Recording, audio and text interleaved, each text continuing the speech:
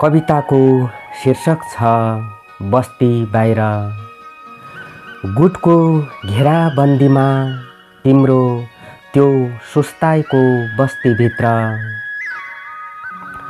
गुटको घेराबन्दीमा तिम्रो त्यो सुस्ताएको बस्तीभित्र कति छिट्टै अड्याइसकेको थिएँ मेरा यी एक्ला पैतालाहरू।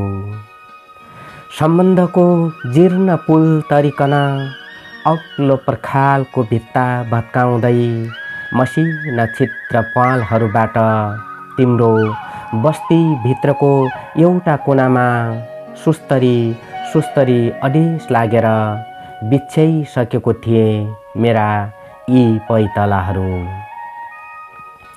सहारा बिनाको यो एक्लो जिन्दगीमा मुटु भित्रका वेदना लुकाउँदै विरोधीका धारिला छुरा पन्छाएर ढाडे भिरको यो खोजबाट कुन्चिएका यी पखेटाहरू अभावले गजेटिएको सिङ्गो शरीर निसासिएको यो जिन्दगीले कुहिरो भित्रको यो गहिरो कुवाबाट तिम्रो बस्तीलाई नियालिकन पसाइसकेको थिएँ यी मेरा पैतलाहरू।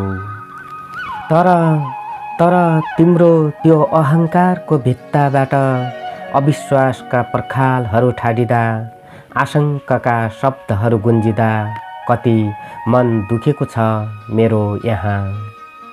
सम्भावनाका सबै प्वाल बन्द गरी क्रोधको ज्वाला दन्काएर आफ्नैको मात्र पाइला लम्काउँदा कति निराश भएको छ मेरो मन यहाँ।